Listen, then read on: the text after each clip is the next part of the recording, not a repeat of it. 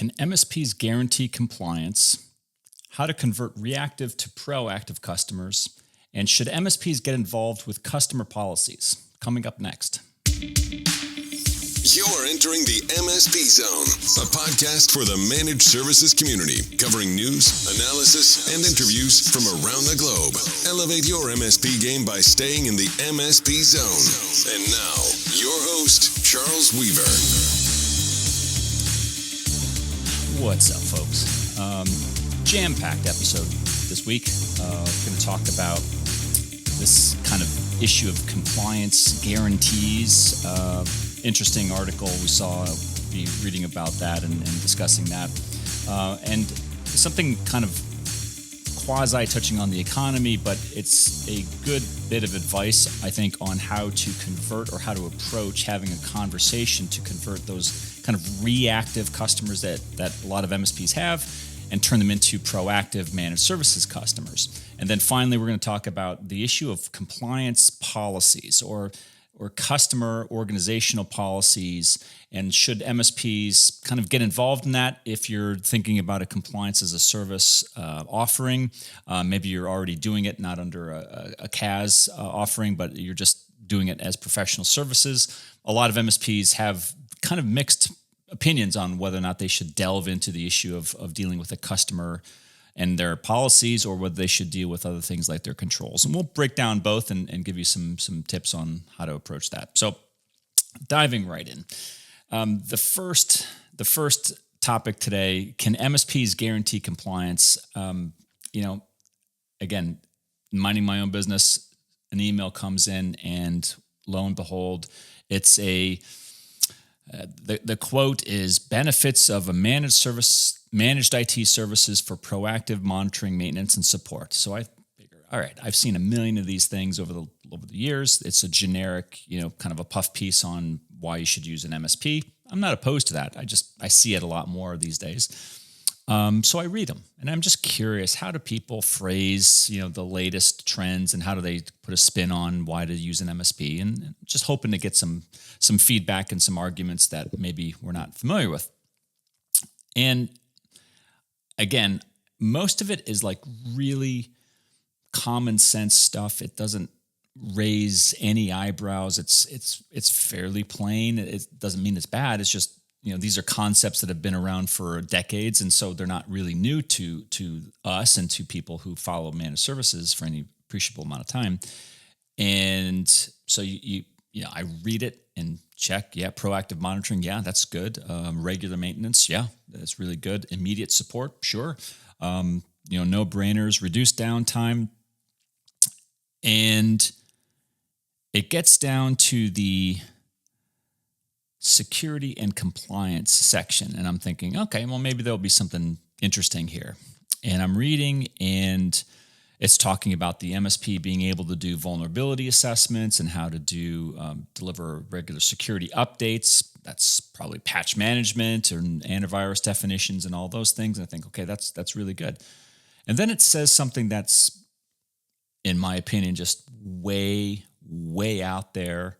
And maybe they didn't mean to say it in this way. Maybe they didn't understand what this phrasing actually means or what its impact is. But again, it's one of those statements that you can't leave it alone. It has to be addressed. It has to be corrected. And so that's what we're going to do. So after saying all that about vulnerability scanning, vulnerability assessments, security patches, all legitimate things that MSPs do all the time, the next sentence goes like this: the MSP can also guarantee that the company's IT system complies with applicable laws and standards, such as HIPAA and GDPR. And I think I'm unaware of any MSP on the planet who has any type of language in their service level agreements, in their master service agreements, in their service attachments, on their website, on their internal policies, nowhere written down or uttered by any member of an MSP team have I ever seen or heard someone talking about guaranteed compliance as an outcome of using an MSP. Now, some of you may be saying, "Hey, Charlie, why do you have to get in the middle of this, and why do you have to kind of make it sound like MSPs aren't doing a good job?" That's not what I'm saying. That's not what I'm saying at all. I'm saying quite the opposite. I'm saying MSPs do tremendous work when it comes to the issue of compliance and have been for many, many years. I'm saying that. I just said it. What I'm not saying is that MSPs should or do, in fact, guarantee compliance outcomes, which this article, and then granted, it's written in an Australian, it's in an Australian website, but while they're talking about HIPAA and GDPR is kind of a weird thing. So maybe they copied the content from someplace else. And anyway, it's a little bit odd.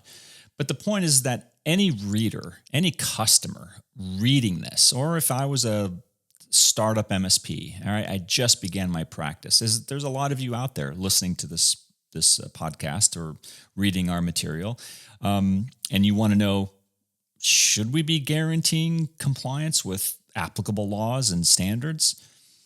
No, the answer is emphatically no. It should be nowhere found in any of your agreements, which is arguably the most important place that you would talk about compliance and talk about security and deliverables.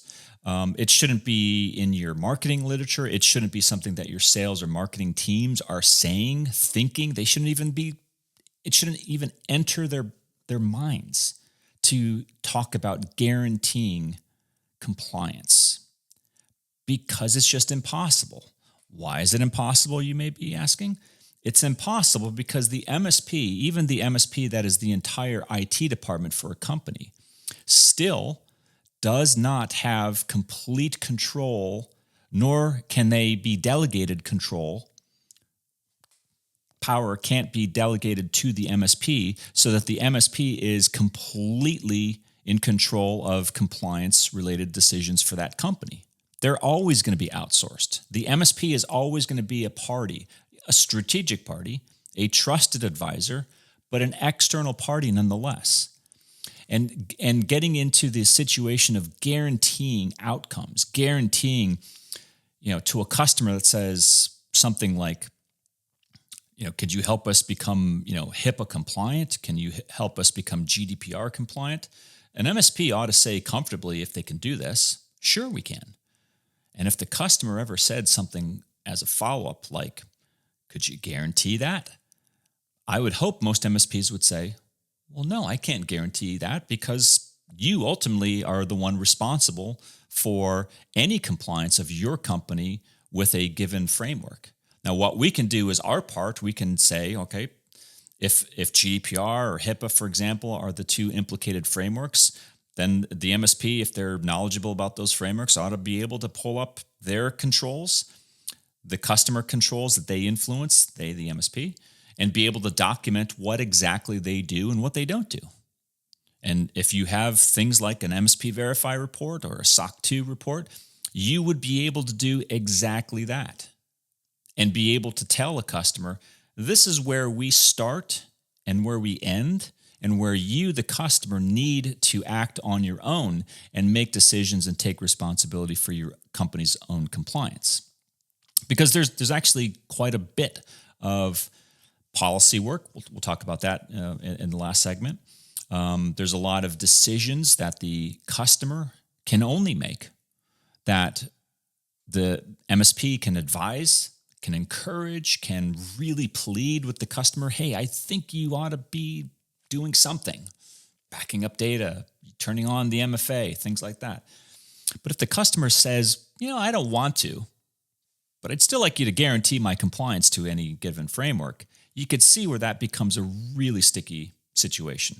Hence why nobody, particularly I would hope any of your legal representatives who are reviewing your contracts and things like that, should be coming even close to offering or stating compliance guarantees. They're impractical, they're impossible, and they're misleading. And I don't know of any MSP that, again, says those types of things.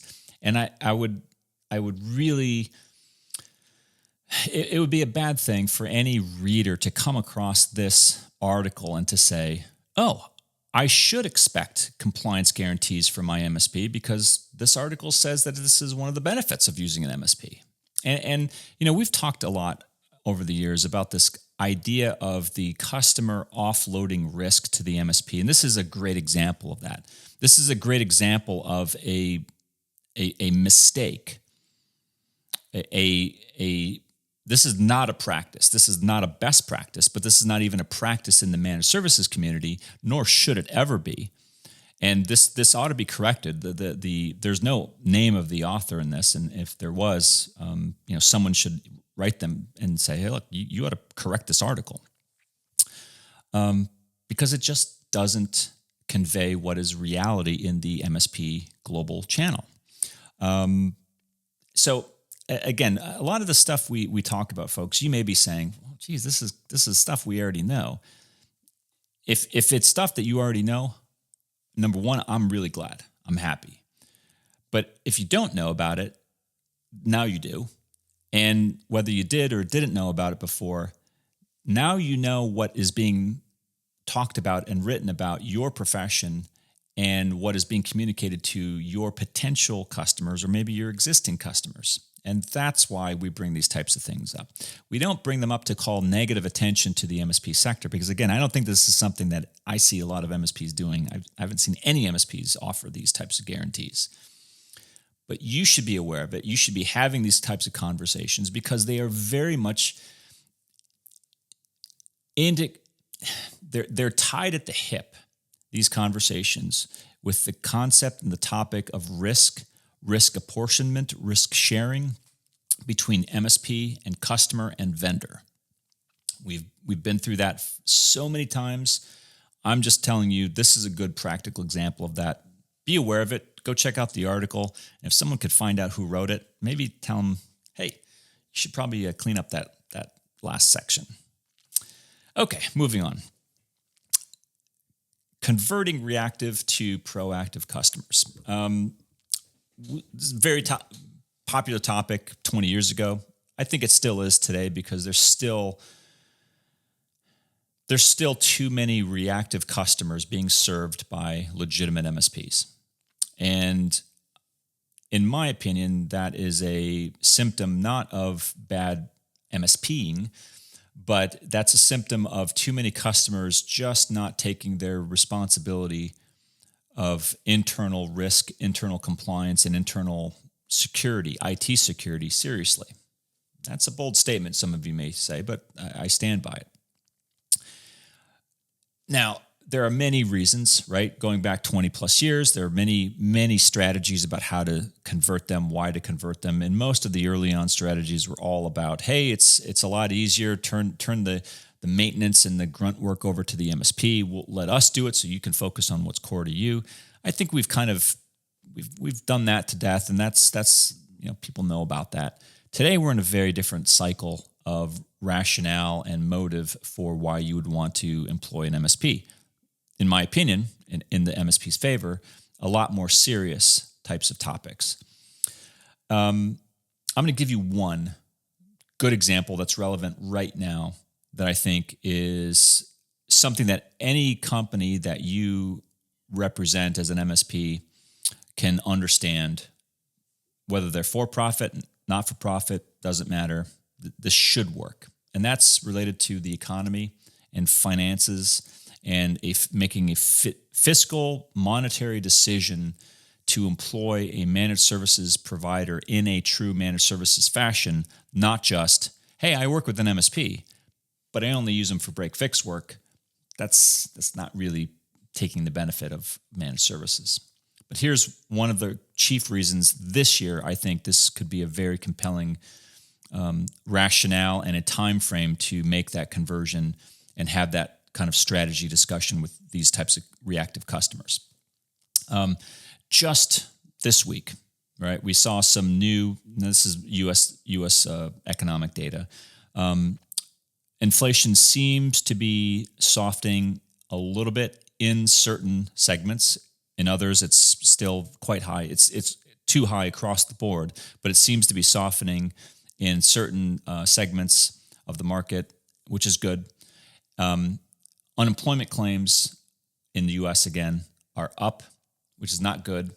And so all of these things, not to get too much into the economics of it, but basically indicate a landing. If you've heard about the soft versus hard landing of a recessionary cycle or a de-inflationary cycle, that's what we're talking about. They're talking about how, if we had a hot market before and it led to, hyperinflation, it led to, very cheap money, which we had before because they were printing it all over the place. And now we're easing back on the stick and the money supply is shrinking up and unemployment's going up and inflation is coming back down. Those are the things that the U.S. Fed are trying to do, but it's gonna involve a little bit of pain, a little bit of rug burn.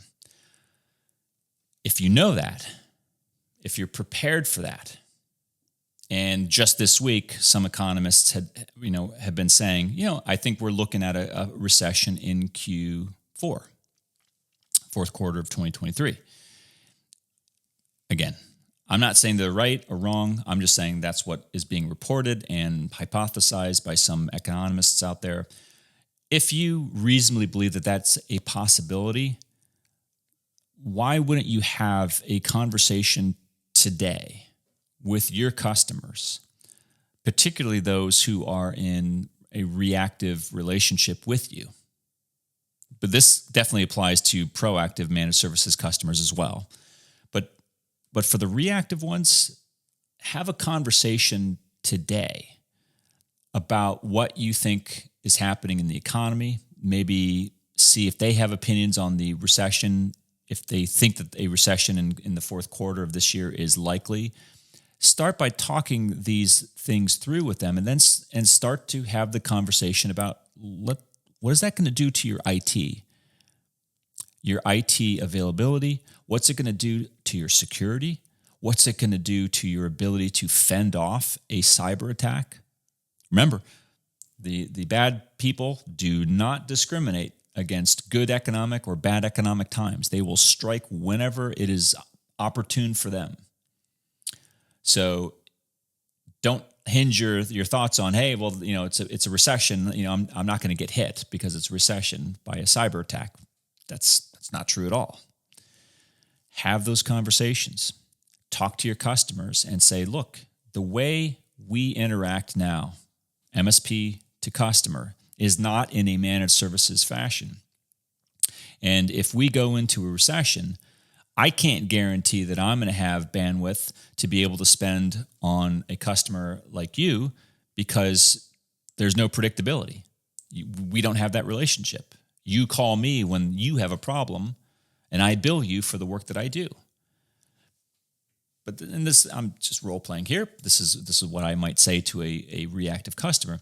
But I have a lot of other customers who are managed services customers of ours, and whether they are going through difficult economic times or not, they have a couple of things which I think you would greatly value. They have predictability. They know what their IT management costs are going to be. They can predict it, they can budget for it, and that is a real relief for a lot of business owners and financial directors and managers if they want to predict what is going to happen through some potentially turbulent economic times. Number two, they can also predict or have a fair degree of certainty about what type of IT performance they're going to get from that budgeted amount, right? Remember, this is not just about the financial economics. It's also about the outcome of less bumpy. Again, we're not talking about guarantees here. We're talking about less bumpy IT performance. No zigzags up and down on spending, but certainly less zigzag up and down erratic behavior in terms of performance and availability of these IT assets, right? I know a lot of MSPs who have this really dialed in, right? If hardware fails, they've got replacement hardware ready to go, depending on how available that asset needs to be for that customer. And so you can have these conversations, and there's many others, right? It's not just economic or IT performance. I think cyber, I think security, I think data privacy, risk in general is an incredibly powerful seller and selling point today. And if that didn't do it, you could always rely back to, look, there's going to be a time, maybe in the near future, maybe not this year, maybe not next year, maybe it will, where you say to a reactive customer, I'm not going to be able to service you because I'm going to be busy taking care of all my managed services customers.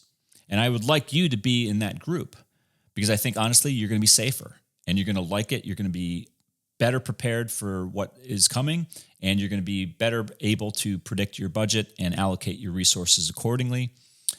But if you don't want to do that, that's fine. But we at some point are going to have a parting of ways.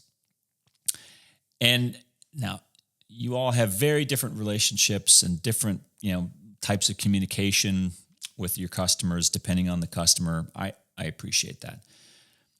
But a potential pending recession in fourth quarter of this year gives you plenty of opportunity to start having conversations where you could really do yourself as an MSP practitioner and your customer, particularly those reactive customers, do them a lot of favor and a lot of good by having these conversations now and help them prepare, help them get onto a managed services plan, help them streamline and normalize their IT budget, streamline their IT performance and availability, help improve security across the board. Hopefully you're doing that as well. And it's just a good conversation, and it should be a no-brainer conclusion and decision. Now, it's not going to be for everybody. And maybe having these conversations is good for one thing only, which is you figure out who those people are in your customer base who really don't care about IT performance, IT availability. And maybe, just maybe, the reason why they don't care about it is because they think all the risk is on your shoulders. Wouldn't be the first time we heard that argument, would we? Give it a try. I think you might be surprised at how easy it can work. Lastly, at the Inspire, the MSPAlliance Inspire meeting, we had a rather spirited conversation, debate. It's not a debate. It was a good conversation amongst the MSPs who were talking about compliance as a service, and they were talking specifically about the issue of customer policies and whether MSPs ought to or ought not to get involved in consulting around customer policies. And it got me thinking, and I wanted to express some of the opinions that were shared and offer some of my own opinions so you can make hopefully a well-informed decision on your own. Number one, and I think this is true with certainly the Inspire group, but it's also true with most of the MSPs that I talk to who are of a medium level maturity or higher, which is to say MSPs influence customer compliance all the time. And they have for many years, for decades. Now, you may not have had a compliance as a service offering, but most MSPs, if you really probe and they are really honest and open about it, they would admit that they have a very big impact on the compliance of their customers. It could manifest itself in a lot of different ways. MSPs in the banking sector who have to respond to bank customer examinations from the FFIEC would be a great example of that type of direct compliance impact or relationship. It's more indirect, but the point is that it's very much there. That connection exists. Without the MSP, that bank can't progress and meet its compliance obligations to the federal government. And that's why the MSPs frequently get involved in talking directly to the bank examiners and answering questions related to firewalls and IT security and data handling and things like that. It's a great example, been happening for many, many, many years. I think it proves my point. MSPs and compliance, it's long existed in our sector. The trend happening now is whether MSPs ought to go a step further and deliver a service offering, I'll call that compliance as a service, to customers who have let's say, more pressing, more involved needs around compliance than they may have had previously.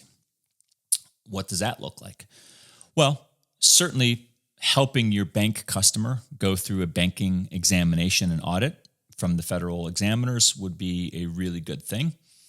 But let's take the example of, we've talked about this in the past, filling out customer cyber insurance questionnaires.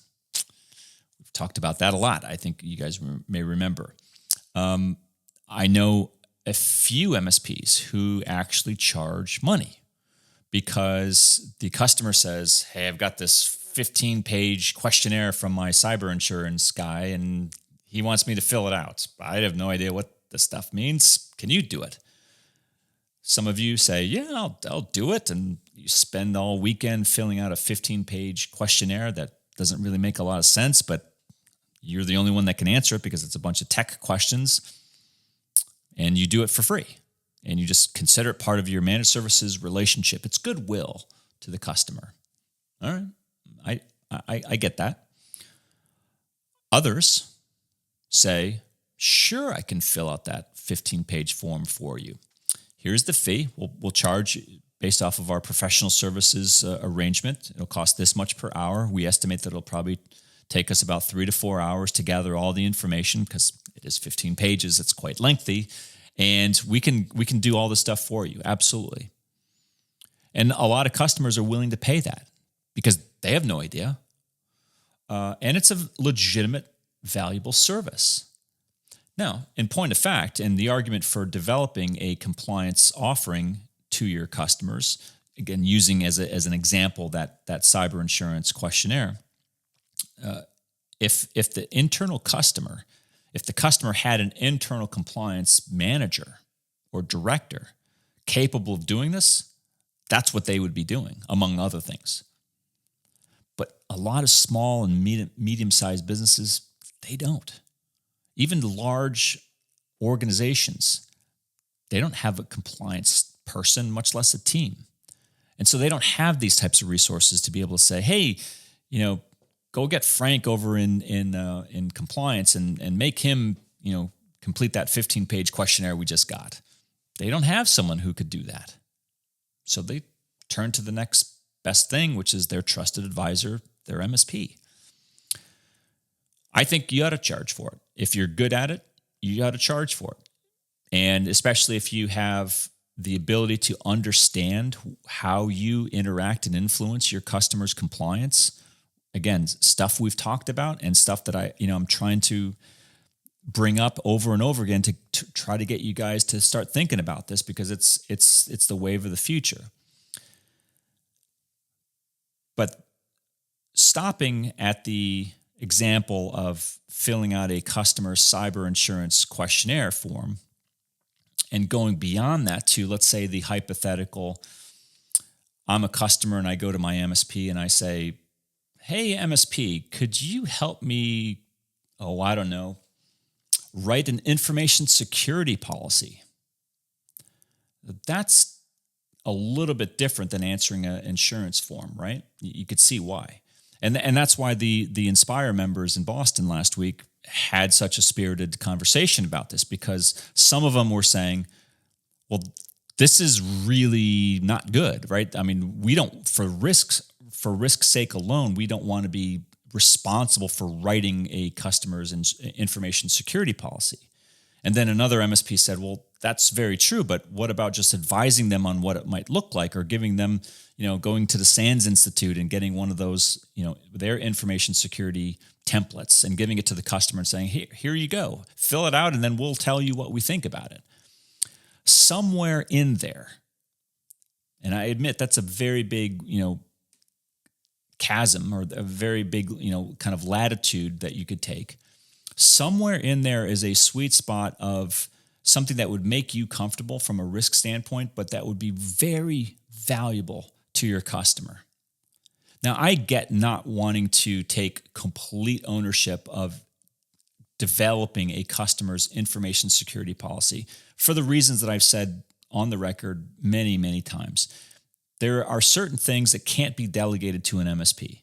And in my opinion, developing and writing an entire information security policy or something similar, another similar policy, eventually the customer has to own it.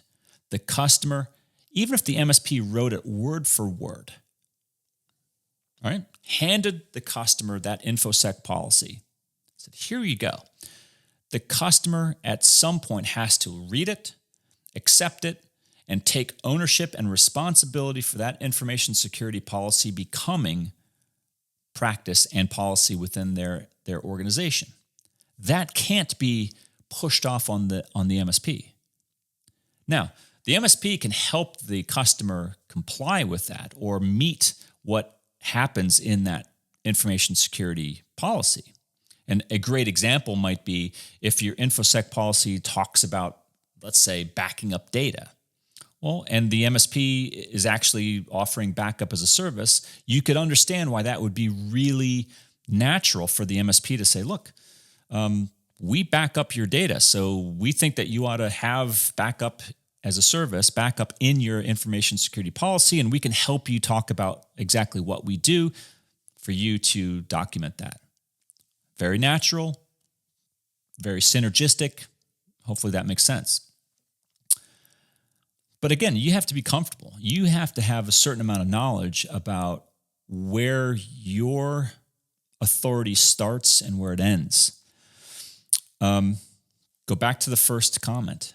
The MSPs influence customer compliance all the time, today and for many, many decades past. You just may not be aware of it. And so whether you're going to get involved in compliance policies for your customers or not, or at what level, it's something that you may want to start to think about. And I'm not trying to force one way or the other on you. What I am trying to say is all MSPs should have a very good understanding of the compliance situation within their customers, customer's environment, at least to the extent that the MSP influences that particular area. Again, my example was backup as a service. If the MSP does that and that alone, then the MSP is eminently qualified to talk about the role of backup in that organization and to help document controls. It might be frequency. How often is the data backed up? Where is it backed up? Is it encrypted? Is it encrypted at rest or is it encrypted in transit? Is it replicated? Is it air gapped? Is the restoration tested periodically to see that the backup sets are really good? All those things factor into that one little element called backup. But it can go on and on. It can go into many, many other areas. And I've just talked about the information security policy. There are many other types of policies that might be relevant, might be impactful to a customer that involve an MSP. Now, again, if you don't want to cross that line and get too close to the customer because maybe they're a little bit reckless, maybe I get that type of thing. Especially if maybe they're on the more reactive side. Compliance for a reactive customer would probably be really dangerous, and maybe that's what some of the folks at Inspire in Boston were talking about. Maybe you shouldn't be involved in compliance as a service at all with any reactive customer. Because how would you? How would you in any way seriously be able to play a positive role when you're just being a reactive agent waiting for that next disaster to happen from the customer? So at the very least, I think MSPs ought to be familiar with the controls, familiar with the frameworks that are impacting their MSP customer, and generally be aware of the types of policies that you might want to have within that type of organization, and be at least willing to have a conversation with the customer. Even if you're not advising them, you should at least be aware of it. Being aware of it will help you in one critical area. At least you have something to say in the conversation and you can participate in the conversation, compared to saying, gee, I have no idea what you ought to write in there. And the next call from your customer is to someone else who will. Food for thought. Thanks for listening. If you enjoyed today's episode, please give us a like. Make sure you are subscribed to the podcast so you will get notified when future episodes are released. We will see you next time in the MSP Zone.